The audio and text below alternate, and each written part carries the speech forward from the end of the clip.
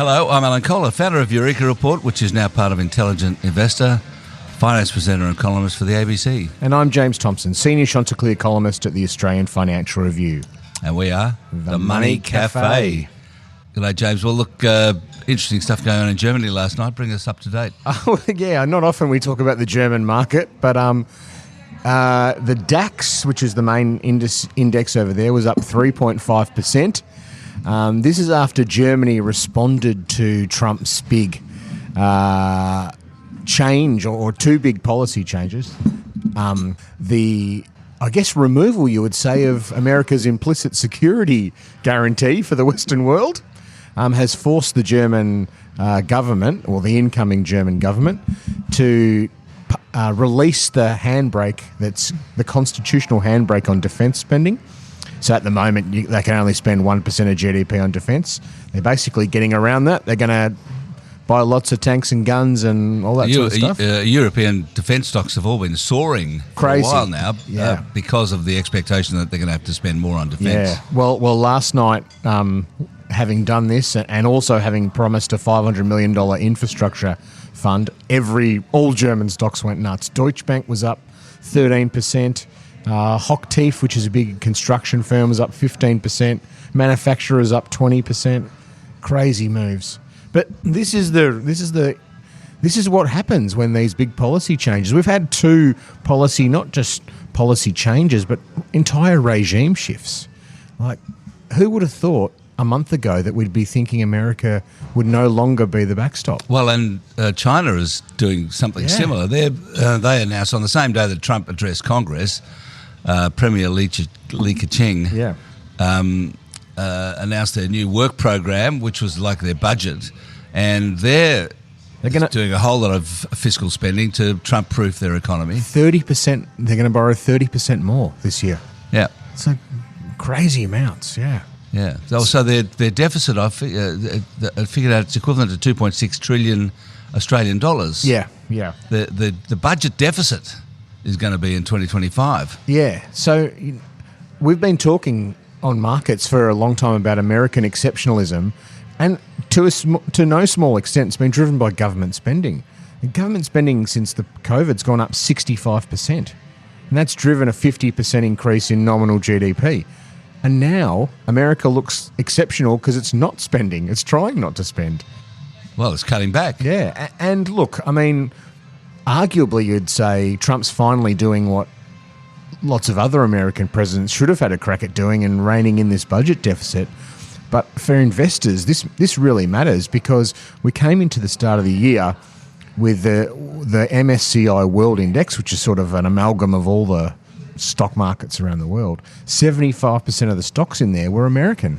So we are all, through our super funds and in our personal holdings, levered to this story of America beating the world, and all of a sudden, but air's coming out of the tyres. What Trump is not doing is reining in the deficit, because he's turning all the tax cuts into permanent tax cuts, and so the deficit is likely to blow out under Trump. Yeah.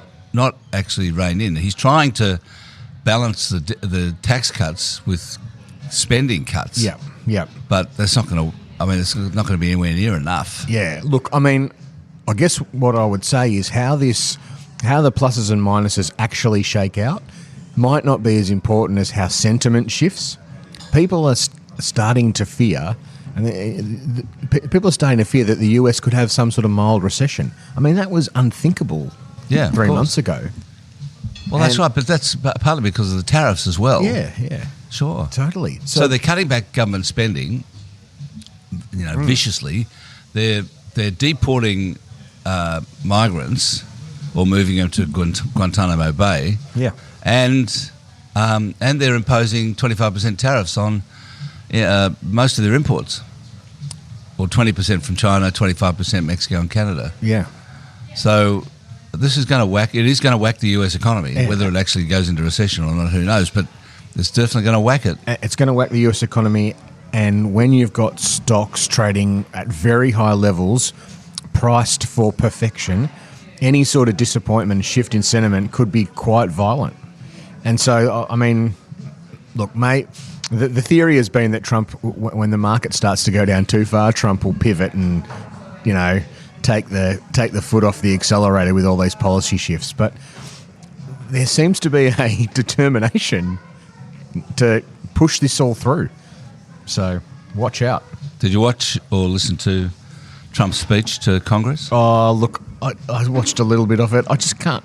It's all the applauding I can't handle. The standing ovations. They were whistling and cheering, and but only the one side of only one side of the House, which is the Republicans. Yeah, and you got this sense that it was a rally. Like it wasn't just totally. Yeah, it wasn't an usual sort of presidential address to Congress. It was a rally, and it seems to me the whole thing is to some extent about this a cheer squad mentality. Yeah, which is different from the first time around, right? Yeah. I mean, I think that the stories in the first Trump administration were all about the internal politics and how anyone who stood up to him, they would.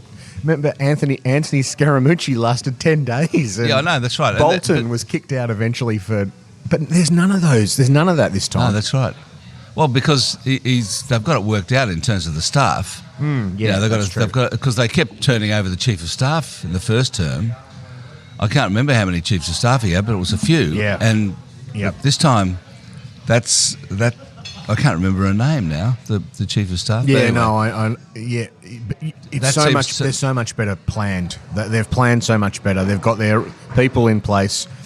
There's just not a lot of checks and balances. No, they're all on board. They're all rowing in the same direction, which I suppose you'd expect. Yeah, as you say, because they've been planning. Yeah, I guess so. It is funny to see this guy Scott Bessent, the Treasury Secretary, 35 years a money manager, used to work for George Soros, and to hear him sort of endorsing tariffs, which is like. There's no investor in the world that wants to see tariffs or thinks tariffs is a good idea. And he's got to go out there and say, they're not that bad. Like, please. I just, you do wonder if Trump's got a really dumb idea. And let's face it, these tariffs are a really dumb idea. You just wonder where the handbrake is. I mean, I do think the tariffs are to a large extent all just simply about raising money. It's not, he's doing many things. Basically, what he's doing is imposing a GST on imports to increase government revenue to offset the tax cuts that he's proposing. But he's trying to persuade everyone that that Americans don't pay the tariffs. Yes, that the countries Mexico and Canada and China will be paying the tariffs. Right? I mean, I doubt that he believes that himself. It sounds like he believes it, but. You can't possibly believe it. No. So what he's trying to do is persuade everyone. It'd be like John Howard saying, we're going to have a GST, everybody, in 2000, but we're not going to pay it. You're not going to pay it. It's okay. It's all going to be paid by companies. By other companies. By companies. Don't worry about it. Yeah. Yeah. So, I mean, I think that's a big part of it. You just wonder, in some of those parts of middle America where farmers who are used to easily exporting lots of products to the rest of the world suddenly find that export markets are shut to them. You just wonder how they're going to feel about some of these stuff. So there's been a business summit at the Financial Review. Yeah. Or just yesterday, was it? Or yeah, that's right. Yep. A summit, right? Yeah, we had. What does the summit mean? Well, we have every year we have this big business summit. We have lots of events at the Fin, but we have this big business summit where we had Steve Schwartzman from Blackstone, the Goldman Sachs chief executive David Solomon, Andrew Hauser, the deputy governor of the RBA. So it was a chance to chew all this stuff over. It was a bit. What does everyone think about Trump? Oh, well, no one's got any idea. I mean, the best summation we heard was from Paul Schroeder, who's the CEO of Australian Super, and he said it's all about three things.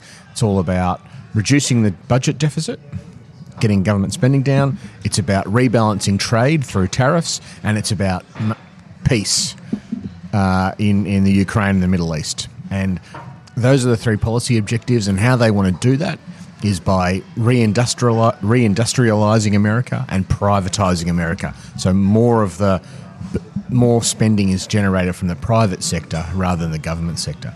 And so Schroeder's view was everything looks pretty chaotic, but once you see it through that prism, it's actually sort of more coherent than it might look. So I thought that was pretty good summation. But I must say, I mean, it's not a blinding insight. No, but it's a nice distillation of what's going on. But it is chaotic. Totally. It's chaotic. Yeah, absolutely. Right. And I think everyone's just trying to peer through that chaos. I mean, Schwartzman and Solomon were both sort of said, look, the problem here is the uncertainty is starting to weigh on business, and that's the issue for Trump. Well, Hauser talked about VUCA. Yeah. Which he was talking about the US Army Cadet School or something. Yeah, that's in the right. 80s. And they were taught to view the world through VUCA, which stands for volatility, uncertainty. I can't remember the C or the K. And the last one's ambiguity. So, yeah. So it's VUCA's. He says VUCA's back with a vengeance. Absolutely, yeah. And I think that's how everyone feels. Everyone's trying to interpret what's happening. What side is Australia on? How do we fit into this new world order? No one's got any answers at the moment. So you're just sort of rolling with the punches. Now we had GDP, December quarter GDP. Yeah, are we back, Alan?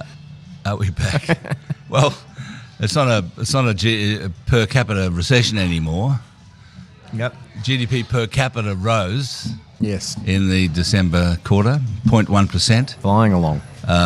So yeah, I mean, look, it was kind of what was it? What was the GDP number for the? Anyway, it was similar, 0.1%. Yeah, I mean, look, we're not going anywhere in a hurry, are we? That's right. That's right. But look, what did you make of? What did you make of Hauser's argument? Were you convinced that the RBA should have cut after listening to Hauser's sort of view on? I was convinced already. Decision? Yeah, sure. Okay. Of course they should have cut. Yeah. Totally. But, I mean, his argument is that that inflation is clearly on a path towards... Yeah. And in fact, it's actually getting there faster than they expected. Yes. So, yeah. Yeah. That kind of makes sense to me. And then he had this graph... John Kehoe, the Financial Review's economics person, said there's one graph that convinced them to do it. Yeah. So if you want to see it, everybody, just go to the website, click on Andrew Hauser's speech, and about three-quarters of the way down, there's this graph with red in it. Yep. Which the red swathe, he calls it. Which I must say, it took me like a fair bit of staring at it to figure out what it's on about. It basically shows that if a number of things go right, inflation could be back below 2.5% in the next couple of years. I mean, that's it. That's it. I mean, to me... No, but it's kind of... They're predicting that it will. Yeah, but right? They're predicting it within a huge range. Like, that's true. It could be 2.5% at the midpoint, or it could be 4. No, not 4.5, but 3.5. I mean, I think this was a very... I remain convinced this was a pretty political cut.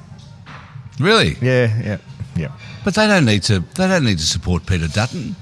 I mean, it'd be different if the Fed needed to try to keep Trump out. Not that they did anything. But Peter Dutton's not going to sack Michelle. No. But I think Bullock. The general, maybe not political, but it was more listening to the zeitgeist than listening to their economists. Yeah. I don't know. Look, Hauser spoke well on it, but he still didn't sound all that convinced.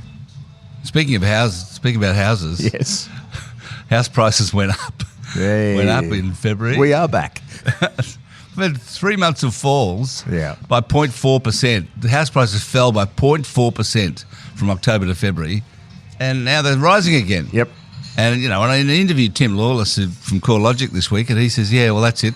It's going to keep the house price is going to keep rising now." Yep. I mean, honestly. Well, I mean, I spoke to Owen Wilson from REA Group, so they own realestate.com, at the start of February, and he was saying it's already been the rate cut was already priced through to houses because everyone thought, well, by the time I get my loan, I'm going to have by the time it settles, there'll be a rate cut. I'm acting as if there's one now.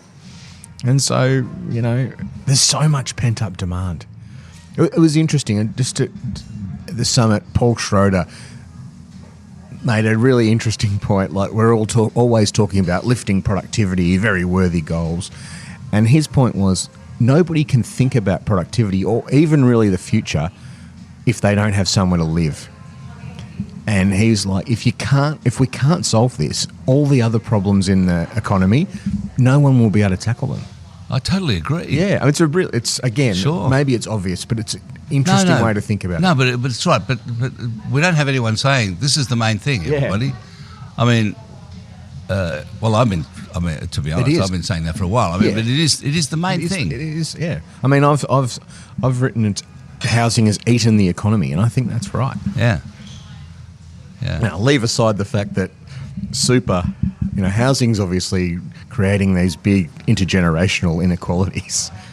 Is super exacerbating them a bit? I would say yes, because those asset-rich people are also starting to cop big super balances as well. But anyway, yeah, Schroeder's a really, really clever guy, and he's a CEO. He's got his own barrow to push, of course, but he does think about the world in a super fund way, which is like, what happens in the next 30 years? And there's not many CEOs who think like that. No, that's true. So it's interesting. We probably should move on to questions. Let's do a few, yeah. But we've got so many questions. But anyway, before we do that, let's hear a word from our sponsor. People are always trying to create wealth, but protecting wealth is just as important. Secure your financial future for yourself and your loved ones with life insurance, the essential safety net for your legacy. Head to investsmart.com.au/life-insurance for an easy free quote on life insurance options. Simply share a few details about your situation to get a range of plans and prices. So we've got a few questions to start with about the RBA. A couple of questions. Marcus and Suze both seem to be asking why doesn't the RBA set a different cash rate for each state? Because Victoria's in a mess. Yes, love it. So what about that? Marcus and Suze, never going to happen. What would you do if you lived in Echuca on the border? Well, that's it. I mean, it's just too hard. It is obviously we've just been through reporting season, Alan, so I get to talk to lots and lots of CEOs. I wrote a column about this last week. How many are down on the Victorian economy? Just, it is the trouble spot of the Australian economy. Real issue. And so I get where Suze is coming from.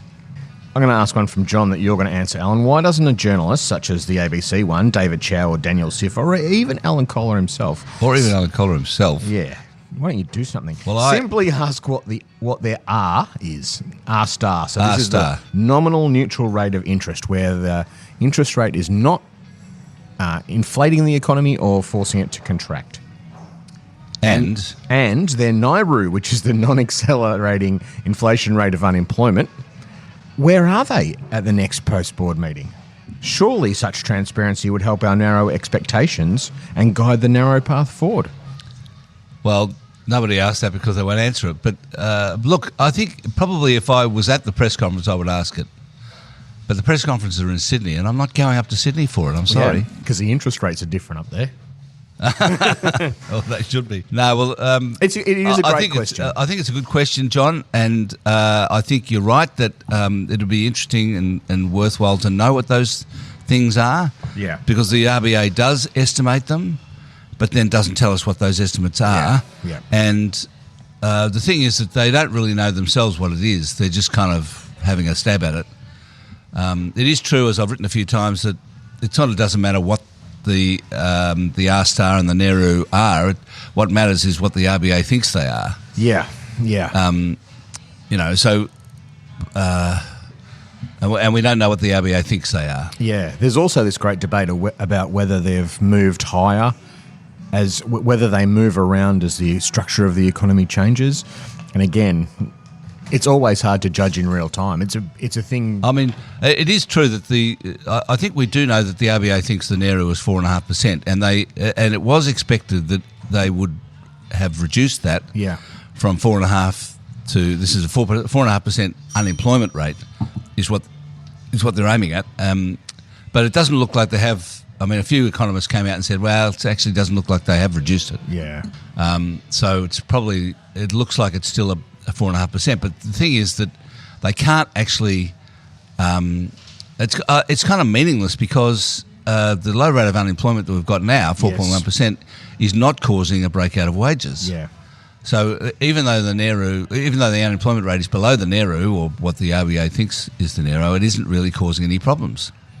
And so that seems to me to mean that the NERU has fallen. It's rubbish that it's 4.5% because otherwise, what does it mean? You know, if 4.1% unemployment is not causing inflation, well, what does it mean? Yeah. Nothing. Hauser did make this point that the labour market is a great mystery to the RBA at the moment. Well, that's the point. They've got no idea what's going on. Yeah. You know, with the labour market anyway. And I know Hauser carried on about how incredible Australia's... they had a really interesting graph of unemployment. He did anyway in his speech. Of employment in Australia, which is world-beating. Yeah. Yeah, it's at a 50-year high. Do you remember that? It was a sort of. He showed a graph of Australia's employment since, I can't remember the date, 2020 or something. Employment growth in the last few years, and all the other countries on the same chart, and the Australian employment is the top. Yes, driven almost entirely by government jobs in the health sector. That's right. Yeah. Okay, keep going. My turn. Is it? Turn. What are we doing? Which one are we doing? Alex, I reckon. Alex, this article from the ABC seems to suggest that Melbourne has done a good job of limiting house price growth over the past 5 years and increasing the share of first-home buyers. And one of the reasons is because Melbourne has available land on the fringes of the city to expand outwards, which not all cities have. But the article also cites some other policies which have helped keep a lid on prices. Could such policies be applied more widely?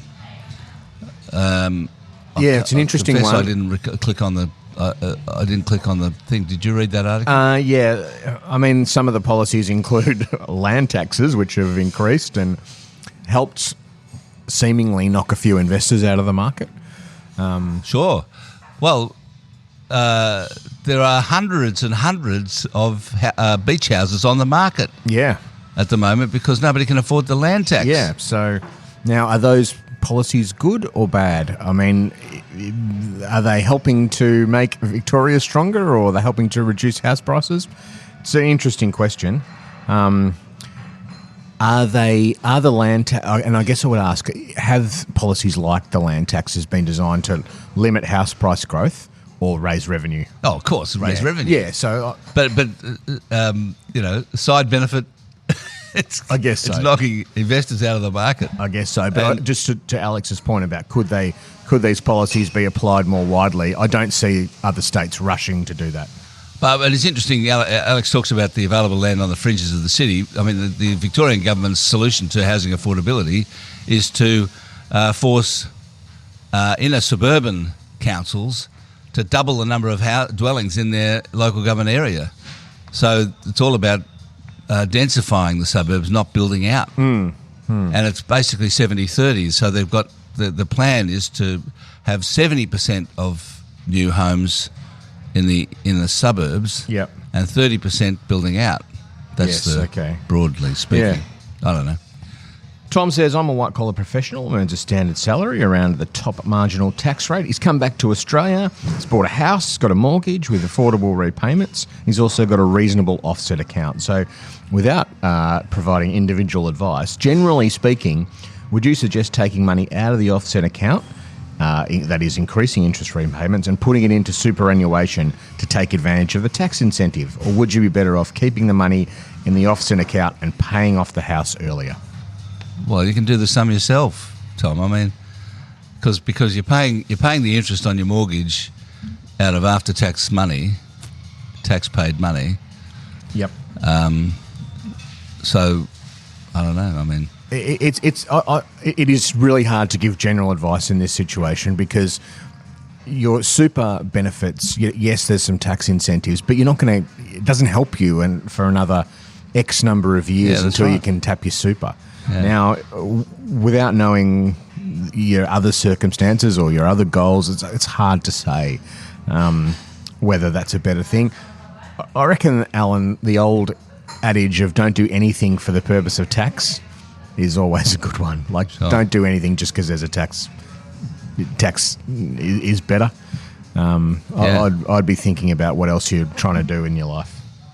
Oh, another thing is just recall what we were saying at the start, which is that the share market, which is where most of the money from super goes if you put it into a super fund, is quite high at the moment and quite stretched in valuation terms, and things look very uncertain. So we don't know whether there's going to be a correction and or a crash, but it's the odds of it happening are higher now than they've been for a while. Yeah, it might matter to Tom over 40 years or whatever it is. But that's true, but still, it does actually, the time of buying does actually make a big difference to your long-term return, even if it's 30 or 40 years. Yep. If you buy at the top of a market, then your return is going to be less than if you bought at the bottom. Yeah. Maybe there's a middle ground, Tom, that you can find. Bit more money into super, keeping your house repayments coming down. I reckon go to Susan's question. Okay. Should Oz biotech companies be concerned when seeking US FDA approval, effectively opening acceptance globally for their drugs when RFK Jr. is in control of US health?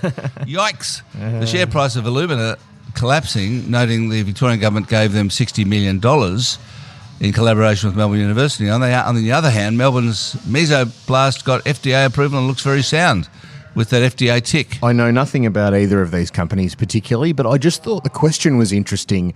Does the sort of stamp of approval that the FDA gives, which, as Susan says, has been the thing that drug manufacturers look for, does that sort of lose some of its shine? I hadn't thought about that. I just think it's a really interesting idea. No, but what effect does RFK have on FDA approval? Well, he's a health secretary now, so I imagine the FDA falls under his bailiwick. Yeah, but what's he going to knock them back now? Or something? No, I don't think so. But if he guts the FDA or directs it in some type of way, does the FDA stamp of approval lose some of its shine? Oh, it's an interesting idea. An interesting one of those ripple effects. Jace says, what are your thoughts on Qantas shares? They've exploded 85% in the last year. It's actually 100% in the last year. They've gone from... what are they now? $10. They've gone from $5 to $10. Yeah. No. Yeah. I mean, so right. $10 or something at the moment. Yep. But the thing is, they're actually on a PE of 10. Yeah, very low PE. Yeah. I mean, they're looking okay. Yeah. It is sustainable. I did interview Vanessa Hudson at the Business Summit yesterday, the CEO of Qantas. And look, I mean, the one thing... I don't know. I agree. It's a big move, and there are plenty of analysts in the last week who've said these shares are starting to look pretty expensive against sort of international airline peers. Oh, yeah, okay. The one thing I'd say is what she said yesterday is there's no sign that Australian travel demand is sort of petering out. Like you would have thought by now everyone's got their trips in after the pandemic, but she just says their research is showing no sign of reduction in travel demand. People still want to fly, and they're doing it at both ends with Jetstar and Qantas Premium. And it's interesting when we talk about the bifurcation of Australian society. The best bits of Qantas, Qantas is doing best in Jetstar, low cost, and premium business class, first class. Yeah, it's interesting. It's interesting how that's split. I mean, I was at Adelaide Writers Festival on the week last weekend. So many people came from all over Australia. Well, that's just you. Hey? That's just to see you, isn't it? Well, no. As a matter of fact, there were some terrific sessions.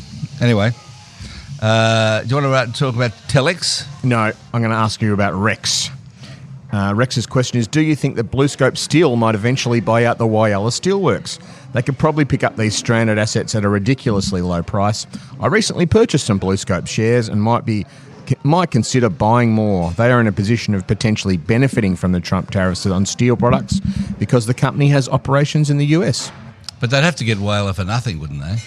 No, they would have to get it for less than nothing. Less than nothing? They would want it for They'd nothing. have to be paid to buy it. They would... Take it off your hands. Take it off your hands. They would need to get it for nothing and have some sort of deal with the government where their losses are protected. basically. So what we're saying, Rex, is that It's possible, yeah. Whyola's not really worth having. Not really. I mean, this thing is Whyalla was supposed to have a new electric arc furnace installed, and the previous ownership just didn't get around to doing it. Couldn't afford to do it. Right. So I don't think BlueScope's going in there unless they get the government to commit a whole bunch of taxpayer funds to prop this thing up, and then and protect them from any losses. Well, in which case the government might as well bloody well run it. Yeah. Well, okay. But yeah, so I think Rex is right. BlueScope's still the prime buyer here, but they will want a lot of government support to do it. BlueScope is a terrific company, isn't it? I mean, it's well run. It's got some plants in the US. Yeah. They moved into this North American steel business. It's been a brilliant business, and now it's going to get all this tariff protection. Yeah. You know, Mark Vasella has done a great job there. Steel's a tough game, though. And you got the Chinese making way too much steel and dumping it around the world. Yeah, that's right. So he'll be wary of that too, buying Whyalla. But maybe, as you say, we'll take it off your hands. Could be the go. Yeah, right. Do you want to talk about WiseTech? Yeah. Well, Alan says, I've profited a lot from owning WiseTech, even after the recent pullback. I guess the company survives and grows, even if the new board may not with the new executive chairman, likely to get a lot of flack from ASIC. Is he really? Please comment on holding on versus selling and then waiting for a further fall in price. Tough one. You know more about than me. Yeah, so for those who don't know, Richard White has been in the news for the last 6 months or so. He had agreed last October to step aside to a different role. And then, lo and behold, in February, he decided he didn't want to do that anymore. He's unagreed. The 4 independent directors have resigned en masse in protest, and Richard's come back as executive chairman. So he's got even more power, but he's still got all these allegations and issues hanging over him. So there's allegations of issues in his personal life that have spilled over to his professional life, and there's this ASIC investigation, or it's... it's at its early stages. That's also going on. So my only concern here, Richard White is a genius of what he's done building WiseTech, but my only little nagging concern is what if these allegations and investigations continue, is there a world where White is forced to step away again and you've lost all your independent directors? That could be the worst of both worlds. So the stock's fallen 20% in the last few weeks. He doesn't get forced to step away again, really. Well... in other companies where it's not the founder in charge, these allegations would be enough to upset the management and force White out. Maybe he can survive, but I think it's still a pretty fluid situation. We've got a couple of questions on Doge. Yeah, let's do it. Stuart says, Doge, what's wrong with writing a couple of bullet points on last week's productivity? What does that mean? Remember Elon Musk asked all government officials to do 5 things they'd done in the last week? And then Stuart says, curious on how successful you think the new Trump administration will be cutting costs. Do you think it'll have any influence on the Australian politicians focusing on cost cutting? I suppose it is worth pondering whether Peter Dutton would appoint a Doge. Well, he's already said he wants to sack 36,000 public servants. Did he say that? Yeah. 36,000? Yeah, 36,000. I mean, he said it once and then it sort of disappeared from view. But this week he said, he wants to do the Elon Musk thing of bringing everyone back to the office. Maybe he'll bring Gina Reinhardt in to do it. Maybe. We need a... Look, the Doge thing, the idea behind the Doge thing is fine. There's waste in government. And people have said that forever. I just think the chaotic way they're trying to find this, and everything is fraud, and everything is corrupt, and everything is like that's not, the world's not like that. No, of course not. So you want to be careful about this stuff. Yeah, well, they're not being careful. They're not being careful at all. No. And I saw a tweet, an X post last night from Elon Musk. Someone was saying, I'm not sure I really want Elon Musk and his bunch of 20-year-old coders to be looking inside my tax data. And Elon's response was, we'll be careful. Oh, okay, well, that's fine. I trust you, mate. Go for it. It's a bit of a thin edge of the wedge. So we've got time for one more question. You can choose. Oh, okay. Cecilia 2 questions from a female listener. Thanks, Cecilia. Do you think an increase in passive investing, ETFs, will have an effect on the market long term? With an increasing number of people passive investing, will this inflate the top 100 to 200 companies past their earning capacity, or is it simply the market at work? Is there a tipping point that ETFs will be a victim of their own success? We'll start with that one. That's question first. 1. I think the answer to that is yes. Yep. It is definitely inflating the big companies. It happened in the US with Mag 7, the Magnificent 7 companies. As they got bigger, everyone had to put more money into them, and there's a sort of this cycle occurs. Happened here too. It happens here with Commonwealth Bank, sure. Yep. Now, is there a tipping point where it becomes a problem? I reckon there might be. Let's say we do have some sort of savage correction. The fact that everybody is in these stocks, that could exacerbate the size of the correction, and people may look at passive going, oh, hang on, it was great when it was going up. It was not so much fun when it was going down. Maybe there's a swing back to active management. But also the question is whether not a swing back to active, but whether the ETF cycle effect acts in reverse. Okay. So as they shrink, everyone has to get out. The ETFs all have to shrink their holdings in these companies, and it shrinks them more. Yeah, that's right. Maybe it does. We just haven't had that situation. We haven't. Well, maybe we did in GFC, really. I mean, and even in the pandemic a little bit. But Cecilia's right. The shift to passive has really accelerated even since then. Yeah. I mean, we have a ART, Australian Retirement Trust, one of our biggest super funds. Their equities exposure, half of it is in passive strategies. This has become a mainstream tool for institutional investors as well. So it's going to get a little test. Cecilia's second question, with the continued divide in wealth in Australia, I enjoyed your quarterly essay, and the pending inheritance coming through to the next generation, increasing the divide between the haves and the have-nots into a new generation, do you foresee that the cohort of have-nots growing to affect real change in the political system to vote for changes to rental laws or changes to inheritance tax? This is a great question. It is, and I think the answer is yes. Yeah. I mean, as to whether it results in inheritance tax, I mean, you would think that young people won't want to have an inheritance tax because they end up paying it because their parents have died. Yes, right? I agree. So I imagine, they wouldn't want it. Yeah. But it is interesting that the reason inheritance tax was ditched in the 70s was so Joh Bjelke-Petersen could entice old people to go to Queensland. Right. So it was the old people that they were making the political decisions. The interesting thing is who can harness these young disaffected people, I think, is an interesting question. I mean, there's some evidence that Trump has managed to do it in America, that, the sort of, I'm generalising here, which is rubbish, but the sort of younger male who feels a bit disaffected by the world has flocked to Trump. Will anyone be able to do the same thing in Australia? Not sure. But you do have young people, they're locked out of the housing market. They're seeing these intergenerational wealth divides become stronger. The opportunity for someone to harness that angst is really there. Now, I'm not sure how it manifests. Well, I think it's interesting to think about what having a generation of permanent renters might mean to the political system, because at the moment, obviously, the renters are relatively small, and everyone's trying to get on the property ladder, as they call it, to get out of the rental market. So there's a kind of a sense that they're not permanent. But I think that maybe maybe people have to start getting their head around renting their entire lives and relying on super for retirement. So Saul Eslake had an interesting point at a conference I was at a couple of weeks ago, just saying that part of the reason the balance of power in Australia between renters and landlords is skewed so much towards landlords is we don't have companies and institutions as landlords. It's all about individuals, and individuals have the vote. Yes.